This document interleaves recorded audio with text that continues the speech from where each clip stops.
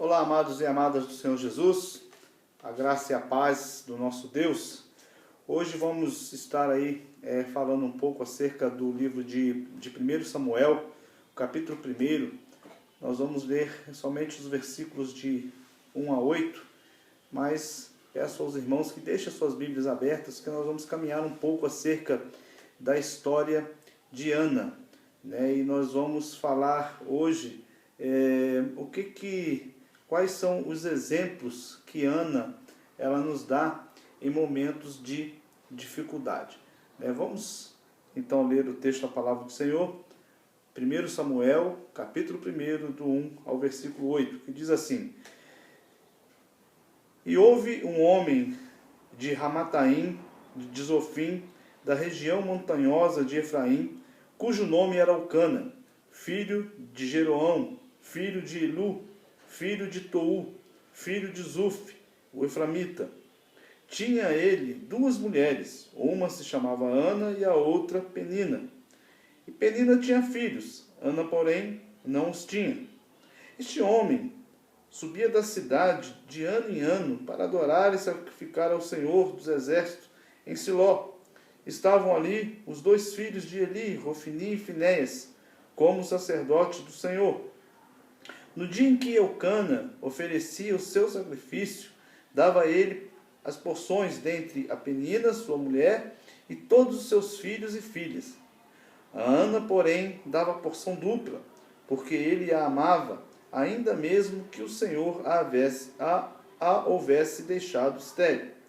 A sua rival a provocava excessivamente para irritar, porquanto o Senhor lhe havia cerrado a madre.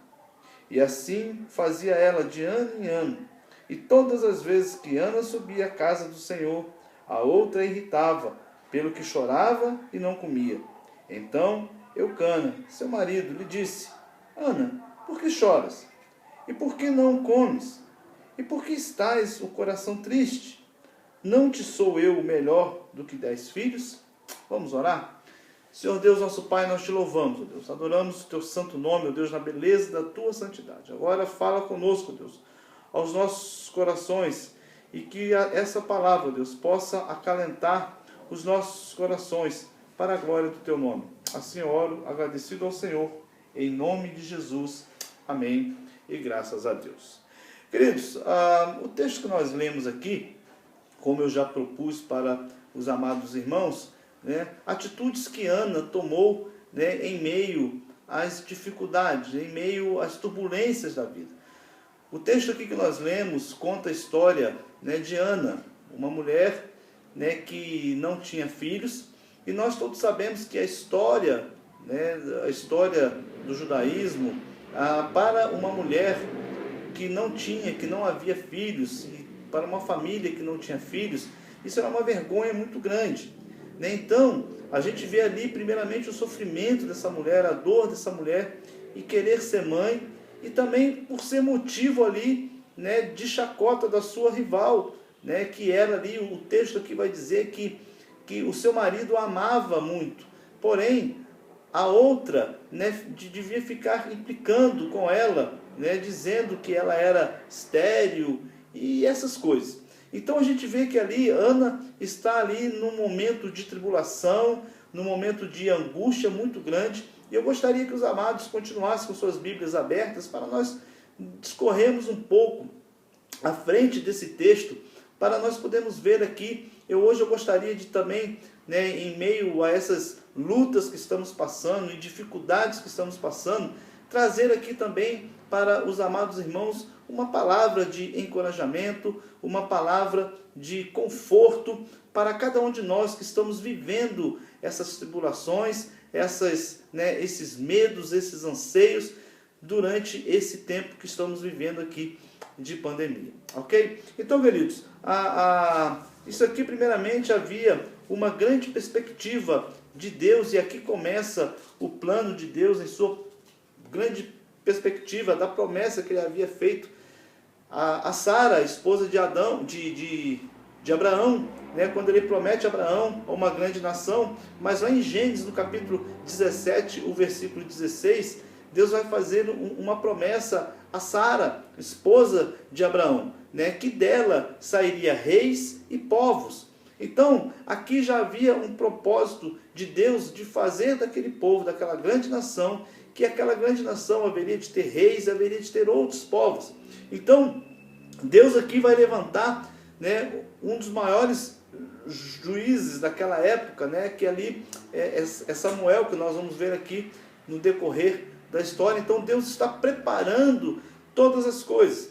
E quando Deus olha para Ana, e se nós formos ver o cântico de Ana com o cântico de Maria, é bem parecido, né? Se nós formos olhar lá no capítulo 2 de Lucas, quando Ana também recebe aqui a sua vitória mais à frente. Então, nós vamos ver que tudo isso era um preparo de Deus para que aquela nação tivesse um dos maiores juízes que houve naquela época, que foi Samuel, e logo após também ali, né, a preparação para a monarquia. Então, ali nós temos visto, né, nós vimos ali que a decadência da família de Eli, né, que era o juiz daquela época, os seus filhos, a Bíblia relata que eles já não faziam as coisas mais com temor ao Senhor, e então aqui eles estavam moralmente, espiritualmente, eles estavam já totalmente corrompidos.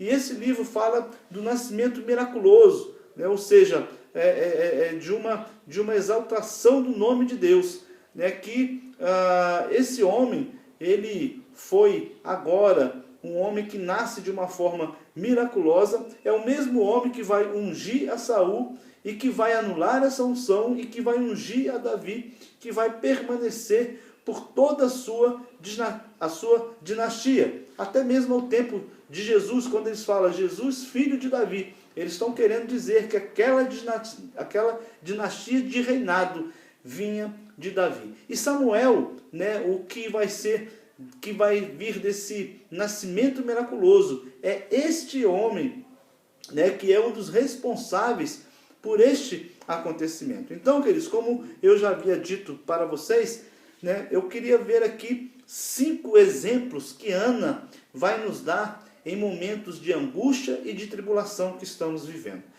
Né? A primeira demonstração aqui que Ana vai nos dar, o primeiro exemplo que ela vai mostrar para nós aqui em tempo de angústia, de tribulação, está no versículo 9 e 10, que diz assim: após terem comido e bebido em Siló, estando Eli, o sacerdote, assentado numa cadeira junto a um pilar do templo do Senhor, levantou-se Ana com amargura de alma, orou ao Senhor e chorou abundantemente.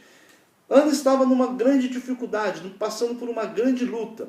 Então, o que Ana faz? Primeiramente, Ana, ela se levanta. Ana, ela toma uma atitude, ela sai do seu local, ela vai se mover, ela vai se levantar. E esse se levantar aqui é tomar uma atitude. Ana não fica somente se lamentando, ela não fica somente chorando, mas Ana, ela toma aqui uma atitude. Ela diz: não, isso do jeito que está, não pode. Isso do jeito que está, eu tenho que recorrer a alguém, eu tenho que recorrer a algo. E Ana, então, ela vai em busca de algo que o tiraria daquela angústia que ela estava. Então, ela apresentou o seu problema a Deus. O que Ana faz então? Ela toma uma atitude. Em meio à tribulação, em meio à dificuldade, Ana toma uma atitude e leva os seus problemas a Deus. E orou e chorou Ana. Ou seja, queridos, o que Ana ela vai fazer aqui? Ana, ela vai rasgar o seu coração, né, sem vergonha de sua incapacidade.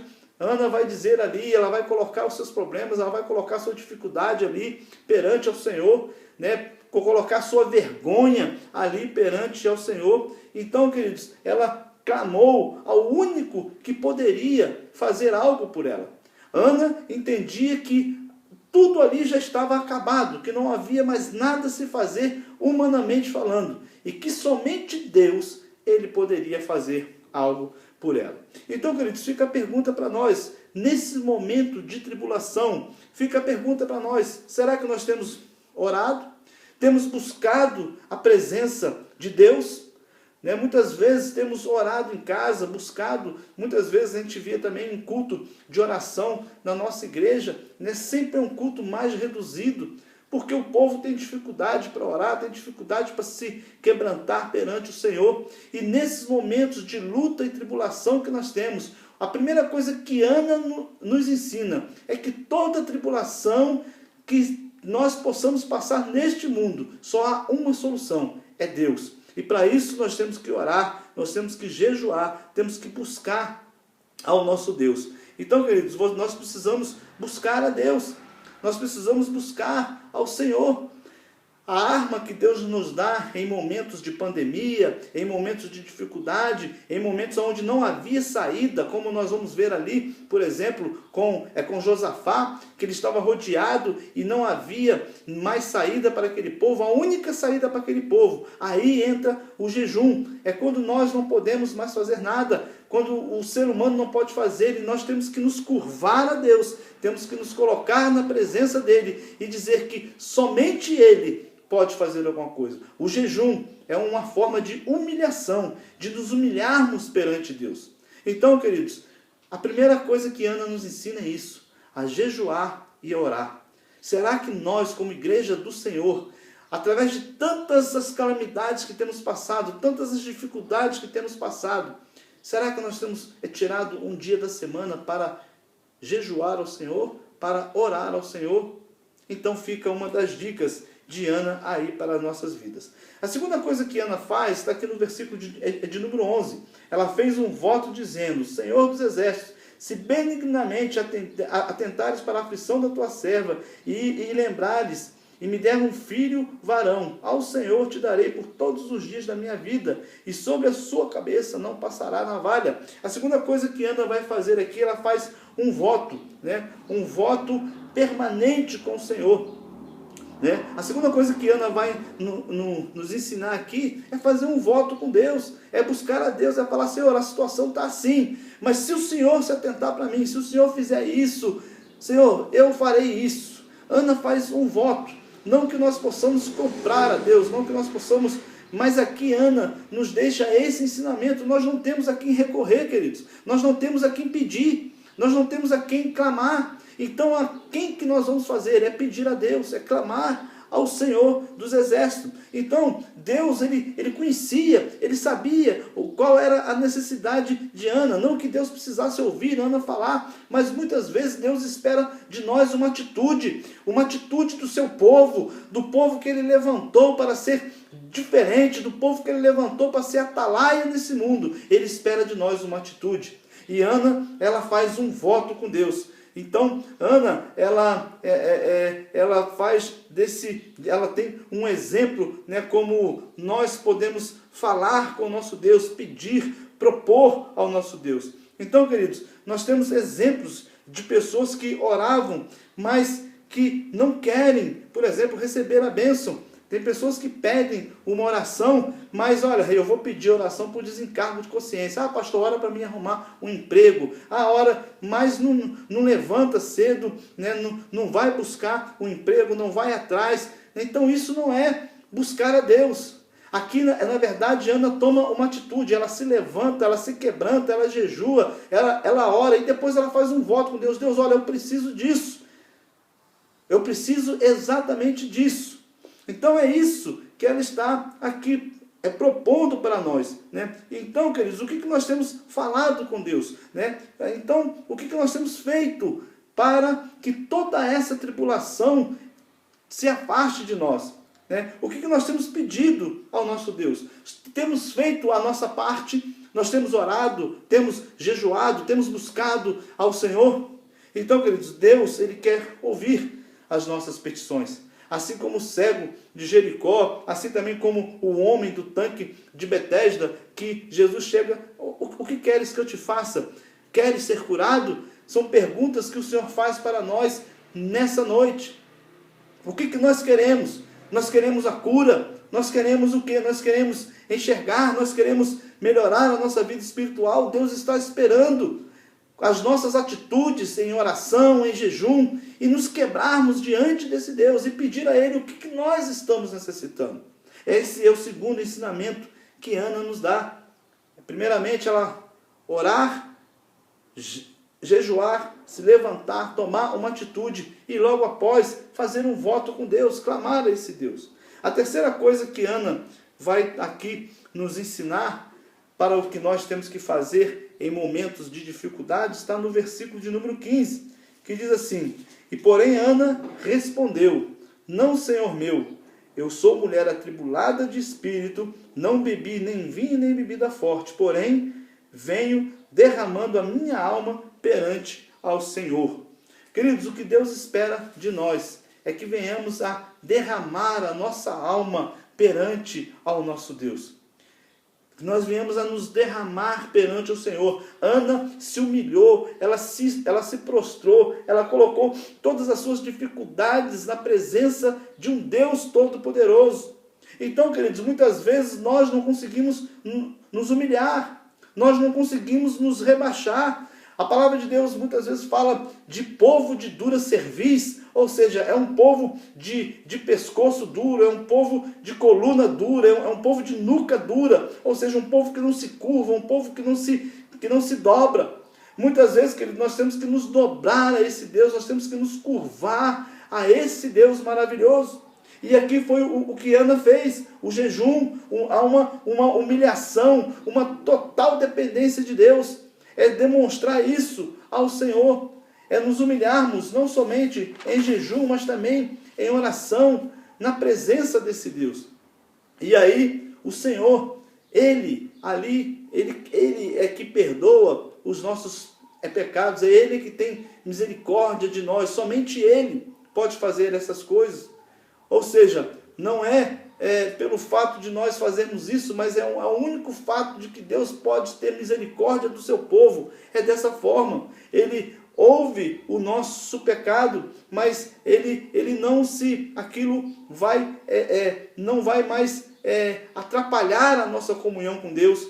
Assim, aquilo não vai mais atrapalhar a nossa ida, a nossa presença com Deus. Então, nos curvemos diante ao Senhor, falemos, olha, os nossos pecados, confessemos os nossos pecados perante ao nosso Deus, derrame a sua alma, se humilhe, peça perdão, se arrependa. É isso que Deus tem esperado de nós, e foi isso que Ana fez. Ana tomou uma atitude, olha, agora eu não posso mais, eu vou tomar uma atitude, eu vou orar, eu vou jejuar a esse Deus, eu vou clamar a Ele, mas também eu vou lembrar dos meus pecados, eu vou me derramar na presença dEle, falar com Ele dos meus pecados, das minhas falhas e pedir perdão para que Ele possa me abençoar. Então essa é a terceira coisa que Ana faz, se derrame na presença de Deus. Nos cultos, quando nós nos colocamos para esse momento de confissão de pecados, queridos, não é à toa, porque nós não podemos chegar diante do nosso Deus impuros. O salmista diz no Salmo 24, como podereis me apresentar perante o Senhor? É de coração puro e de mãos limpas, não tem outra forma. E Ana, ela vai em busca dessa parte. Então, a quarta coisa que Ana vai fazer está no versículo 18 e 19.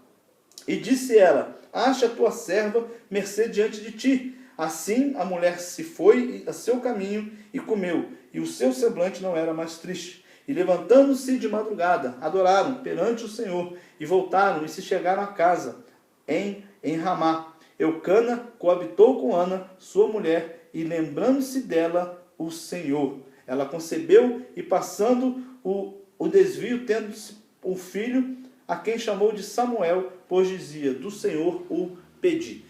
Então, queridos, a quarta coisa que Ana, ela adora ao Senhor.